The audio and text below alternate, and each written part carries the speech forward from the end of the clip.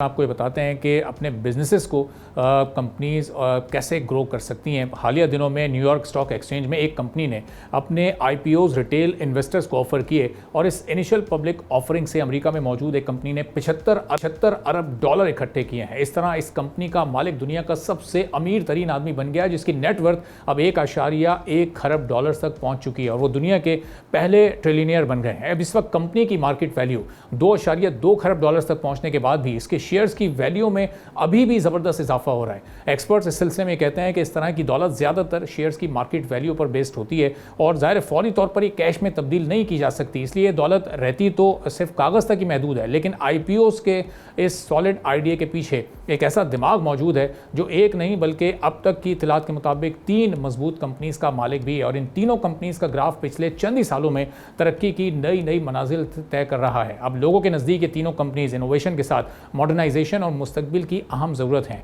एक कंपनी का मकसद स्पेस में ऐसे रॉकेट भेजना है जो बार बार इस्तेमाल हो सकें। दूसरी कंपनी अपने हज़ारों सैटेलाइट्स के साथ दुनिया भर में तेज़ तरीन वायरलेस इंटरनेट का जाल बिछाना चाहती है और तीसरी कंपनी आर्टिफिशियल इंटेलिजेंस कॉन्सेप्ट के साथ दुनिया की इंफॉर्मेशन हब की हैसियत से मंजर-ए-आम पर आने को तैयार है। और इन तीनों कंपनीज का मालिक एक ही शख्स है, लेकिन इस शख्स ने अपनी दौलत में इजाफे के लिए कोई बड़ा आइडिया नहीं लगाया। सिर्फ न्यूयॉर्क स्टॉक एक्सचेंज में इनिशियल पब्लिक ऑफरिंग के जरिए से ही अपने आप को दुनिया का अमीर तरीन आदमी बना लिया है। स्पेस एक्स की रिकॉर्ड साज लिस्टिंग के बाद एलॉन मस्क की नेटवर्थ 1.1 खरब डॉलर तक पहुंच गई है और वो दुनिया के पहले ट्रिलियनर बन गए हैं। अब कंपनी की मार्केट वैल्यू 2.2 खरब डॉलर तक पहुंचने के बाद मस्क के स्पेस एक्स और टेस्ला में मौजूद शेयर्स की कीमत में जबरदस्त इजाफा हुआ है। आईपीओ से स्पेस एक्स ने 75 अरब डॉलर इकट्ठे किए हैं, जिससे कंपनी को रॉकेट्स के साथ स्टारलिंक सैटेलाइट्स और आर्टिफिशियल इंटेलिजेंस के मंसूबों में इन्वेस्टमेंट के लिए बड़ा फाइनेंशियल स्पेस मिल गया है। लेकिन दिलचस्प बात यहाँ पर यह है कि कंपनी अब भी प्रॉफिट में नहीं है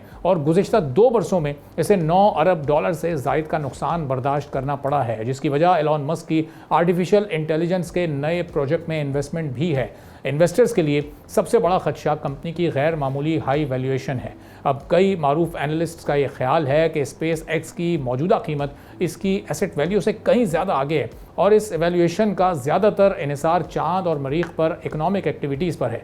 इसके साथ एक और अहम बहस कॉरपोरेट गवर्नेंस के हवाले से। एलॉन मस्क तकरीबन 85% वोटिंग पावर रखते हैं, जिसके बाइस आम इन्वेस्टर्स कंपनी के बड़े फैसलों पर असरअंदाज नहीं हो सकते हैं। इस लिस्टिंग ने आलमी इन्वेस्टर्स मार्केट में एक नई मिसाल भी कायम की है। अब दीगर बड़ी एआई और टेक्नोलॉजी कंपनीज भी रिटेल इन्वेस्टर्स हासिल करते हुए फाइंडर्स के मुकम्मल कंट्रोल को बरकरार रखने की कोशिश कर सकती हैं और यही वजह है कि स्पेस एक्स का आईपीओ सिर्फ एक कंपनी की लिस्टिंग नहीं बल्कि कॉरपोरेट दुनिया में ताकत के तवाज़ुन से मुताल्लिक एक अहम मोड़ समझा जा रहा है। तो इसमें आईपीओ के जरिए अपनी कंपनी की वेल्थ में भी इजाफा किया जा सकता है और शेयर्स की वैल्यू भी फौरी तौर पर बढ़ाई जा सकती है। सब्सक्राइब करें और बेल दबाएं ताकि कोई खबर रह न जाए।